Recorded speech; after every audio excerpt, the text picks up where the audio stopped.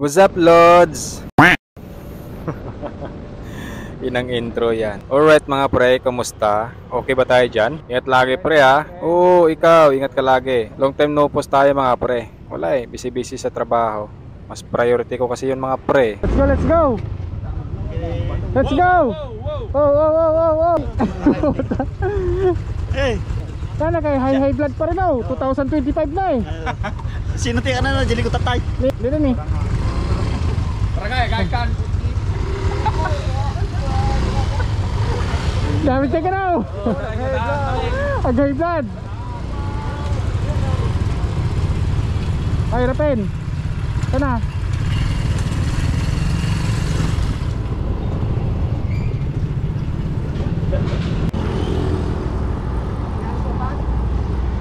Kabel mo tabag kapat.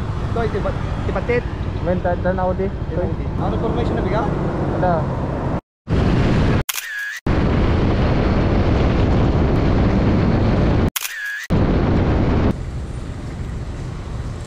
Pade! Bomba. Sir.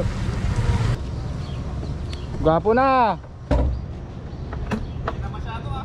Ah? Wala pang kasama sana. Gwapo pa rin ah. Angod.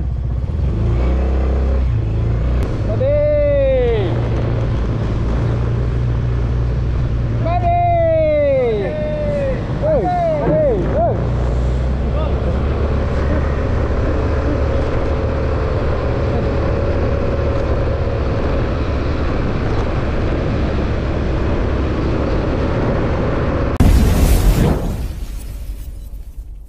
Alright, today is another day, another Kiningkoy vlog. Joke lang. Galing mo, targetado. Pupunta nga pala kami sa Manila at meron lang kaming importanteng gagawin doon. Importante. May pa ganun no? So, from Ilocos Norte to Sampaloc, Manila, kasi Florida ang baba namin mga pre. 507.1 kilometers. So, 8 hours and 10 minutes. Pero hindi yan masusunod mga pre, kasi may mga stopover ang bus na sasakyan namin. So, palagay na lang natin na abutin kami ng 9 to 10 hours. Kasi yun naman talaga based sa karanasan ko. So, 9 to 10 hours kang nakaupo sa bus. Hirap nun pre. Masakit sa puwet, literal. Aray ko. Ginusto mo yan eh. At nakarating na kami dito sa Sampaloc, Manila at diretso sakay na kami sa taxi para hindi kami malate sa appointment namin sa Makati. 9 AM kasi ang appointment namin doon sa Makati mga pre. So mas mainam na agahan namin, di ba? Dito tamang kwentuhan lang kami ni Manong Driver kasi inantok talaga ako eh. So mangungulit tayo. Buti, game naman si Manong Driver. Siya pa nga bumangka sa kwentuhan eh. Pinabayaan ng Lacuna. Kaya ng utang ng Manila para? Oo, 10 million. 10 million. Manila ko muna. Siyempre.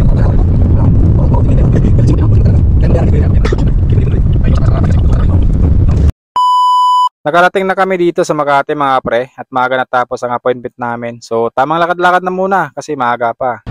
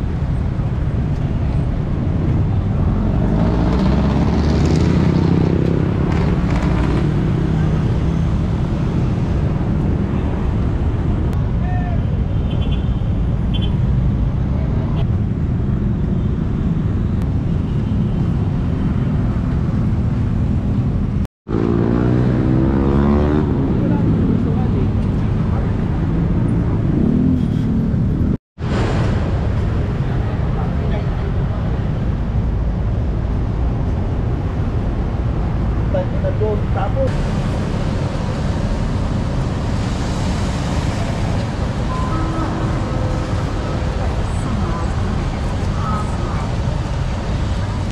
Hindi ka naman maboboring dito kasi marami kang makasabay sa paglalakad. Mostly mga nagtatrabaho ng maaga mga pre. Ganito rin ako noon mga pre. Share ko na lang, dito na tayo eh. Nung andito pa ako sa Manila, nagtatrabaho. Mula sa tinitiran ko, papunta sa pinagtatrabahoan ko, 20 minutes bago ako makarating. So nilalakad ko na lang yon kasi sayang din pamasahe mga pre. So pag merienda ko na lang, di ba?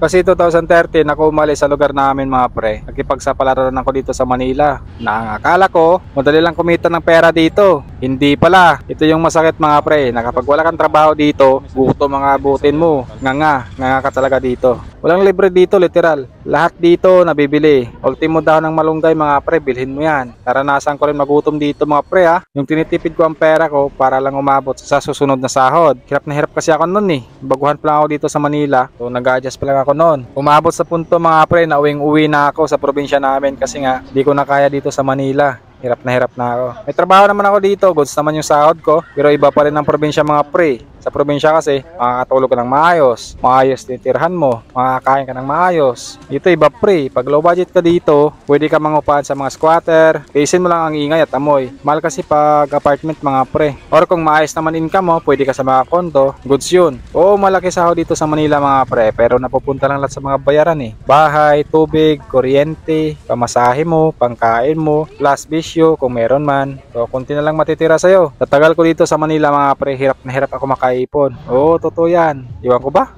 Hirap na hirap ako makaipon noon. Kaya sa mga makipagsapalaran dito sa Manila, pag-isipan nyo mabuti mga pre. Pag-isipan nyo maigi.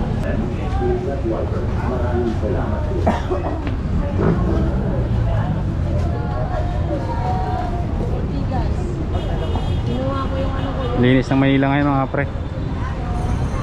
Wala nang kalat dito. Dati ang dami nakakon dito eh. Nakakalat. Yan, linis na oh. So wala ka na makikita mga basura dito. Yan, bakit ito bag?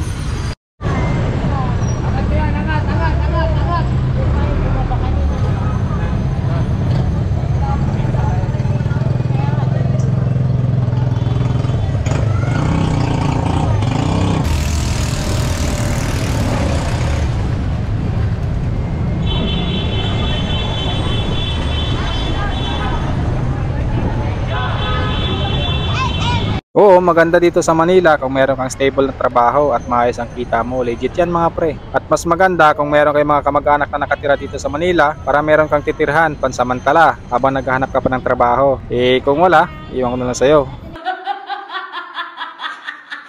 Diba? Hirap kasi pag wala kang mga relatives dito sa Manila mga pre, tapos wala ka pang papasokan ng trabaho, hindi ka pa sure. Diba? Hirap talaga. Yun lang pre, napahaba yata ako ng kwento. Haba ng kwento ko mga pre, Divisoria na pala. Hindi bago ako sa amoy dito mga pre, sumakit ulo ko. Matagal na panahon na rin kasi bago ako nakabalik dito eh.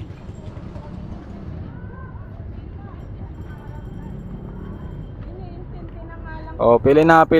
Tag 5 na lang. Literal na presyong pangmasa ang mga bilihin dito, mga pre. O, di ba? Kita niyo yan, kita niyo. Saka malinis na rin dito, ah. Lupit talaga ni paring Isko, no? Lupit ni Yorme. Idol talaga. Isipin mo yan, oh. Kakaupo niya pa lang, pinalinisan niya agad yung baklaran, Divisoria, pinabumba niya agad din, no? Yan lang muna mga pre. Hanggang dito na muna. Masyadong mahaba na yung kwento ko, eh. Uwi na mga pre. Ingat. Oy, ingat ka. Ingat. Ingat lagi mga pre.